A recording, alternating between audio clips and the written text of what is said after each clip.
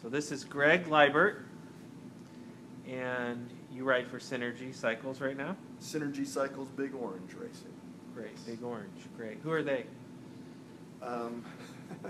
That's always such a good question. Synergy Cycles is a really upscale shop in Santa Monica. And then Big Orange Cycling is the club version. I was looking over your USA Cycling rider results, and you are a star. I mean, the amount of races that you've entered and the results that I see on these sheets are incredible. How many wins have you had this year? Shoot, I don't know. I guess around 5, 4, 5, 6. I'm looking at, yeah, 5. Maybe there's 6, because one, did you do an Omnium this year? Because you won all of those, I saw. Yeah, I did the Murrieta thing, but I won a stage of that, but that was kind of political. Oh, I didn't know that. Okay. Let me ask you a question. You're you ride your bike a lot, and you're an artist. Correct. Tell me about how you balance those two things. What's your business first, and then how do you balance them? Okay, business. I'm a freelance artist. How do you balance that with your riding schedule? Because if you're winning at this level, how old are you? I'm going to be 50 this year. So if you're almost 50 and you're having results that I'm looking at here, how many hours are you putting into this riding? That's a good question. I don't know how many it comes out to a week, but it's around 300 miles a week. Wow. Usually, but I go real easy. 3 days a week. I usually take 1 day off completely. But once we start racing, Saturday or Sunday, that's most of the training is just that intensity is. Which was the biggest win for you? My favorite always is San Dimas stage race. That always is something that our whole team gets up for, and everybody wants to race. And I don't know, I think there's something about the stage races that make your team come together, because at least at some point during the days that you're racing, something terrible happens to somebody. Now, whether it's as simple as like flat tire, and then people have to pitch in, or hopefully nobody crashes, but that always just brings the team together. Like whenever there's some sort of adversity or some challenge, it makes the team grow tighter, and so our team is just really, really cohesive. 2006, I was able to win the SoCal Cup, and Richard Meeker and I were. I'm doing it like we were close. We weren't close at all. I mean, he was way, way ahead of me, and then he stopped. He's probably still wants to kill me, but he stopped racing. As far as I know, he stopped racing and was focusing on the track. He was so far ahead, and I was able to sort of sneak in, and I kind of snaked in there, and got the SoCal Cup like right at the end, because there were a couple really big road races, and he didn't race them at all. And if he had, he would have won for sure. But anyway, that was a big deal, and it was a lot of fun. What can these new guys that are 35-year-olds learn from you that are racing, currently on teams? Some of these guys are winning. I've had a lot of requests to make sure I interview you, because they say you're very good at preparation. So what can they learn from you as a bike racer? Wow. The biggest thing for me is number one, figuring out what are your cards? What are the cards that you hold in your hand if you're playing poker? And I pretty much bring the same. I bring the same hand every time to a race, and you have to play those cards. And if you don't play them, then I don't know. If I get to the end of a race and I haven't done what I need to do, then I'm upset. But if I've played all the cards that I have in my hand and I get last, then I feel satisfied because I know that I did what I do. Are you the captain of your team? I am, yes. But, we're just, so, I don't know what the right word is. Camaraderie. Yeah, camaraderie. I mean, there's such a good, tight group that, everybody pitches in. The best advice to anybody that is trying to get better at any thing is ride your own bike. And I was taught this by a rider that I just met this year, and it is kind of a simple theory, but sometimes when the leaders are attacking and they're going crazy and you're trying to stay with the group, sometimes you just have to do your own thing. You just have to kind of stay in your ability, and sometimes that group is not going to come back, and sometimes you will ride right back into it. So you have to kind of keep your own head and ride your own bike. That's good. Now I asked Chris this question, Chris DeMarchi. I always like the question because you guys that are a little bit older and have been through a lot in racing, do you have more pain of discipline or more pain of regret? Wow. My simple brain did not understand the question. Okay, I'm going to ask you. That's okay. This is a hard question, but it reveals very good answers about you. Over your cycling career, have you had more pain of discipline or more pain of regret?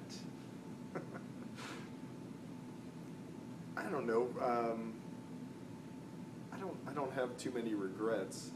I'm not sure if I'm answering the question properly, but pain of discipline. I am more of a disciplined rider, so I guess I would say pain of discipline, and I think that's important to be disciplined. And what is the hardest bad habit you've had to kick? That's a good question. To stay at your ranks. First of all, I have to change shirts because okay. I'm a weirdo. Okay. But I have. Nice. I have to represent my sponsors properly. Yeah, you better do that. The Cal Bike Law. Okay. Synergy Cycles. Yes. Great bike shop. Sorry. So I can't remember what you asked me.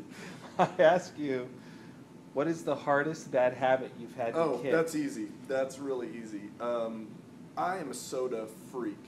I love soda. I would drink soda all day. Pepsi is my favorite. In fact, at one time I was drinking like eight Cokes or 8 Pepsis a day.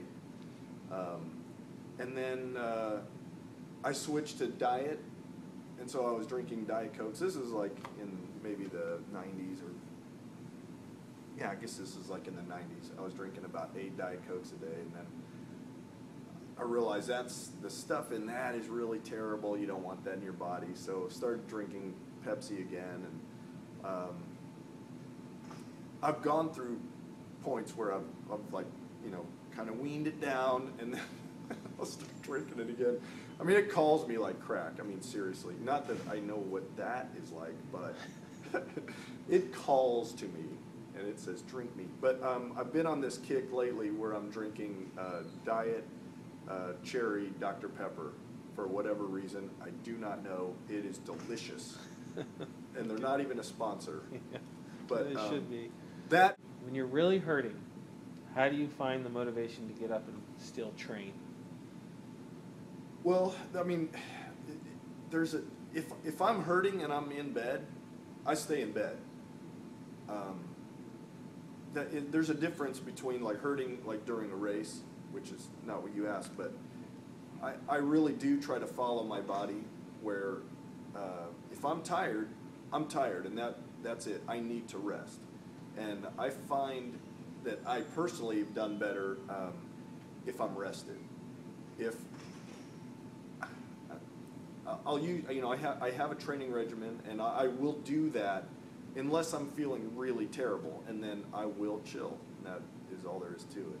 Well, let's talk about that red zone. When you are hurting and you're in a race, how do you keep your intensity at the level that it needs to be? I don't know. I know that I personally really like it. I really like it. Who is the biggest challenger to you, Ben, over the years?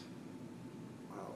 I mean, the way you say it, it makes it sound like I'm the guy like up here. Well, you are. I'm looking at your sheet and you're being modest, but you're one of the guys that definitely the Peloton's trying to beat. So who is the guy, or has there been a couple There's guys? There's 1,000 guys like better than me, Oh, I'm sure there is, but you win a lot and you get third a lot by your own admission. So who are those guys that are your biggest challengers? Well, I mean, the best guys out there, Thurlow Rogers, just unbelievable. Does he still beat you?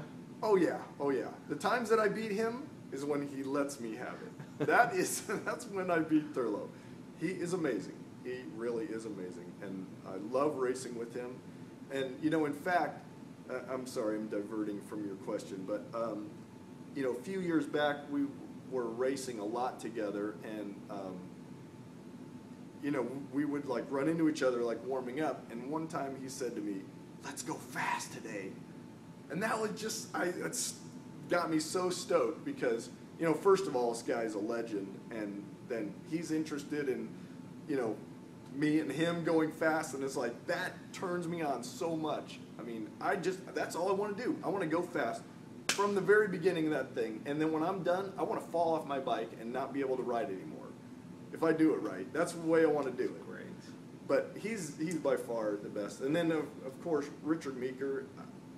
I don't even know what to say about him because the guy just knows how to win, and he's pedaled away from me so easily sometimes, and it's frustrating. But great rider.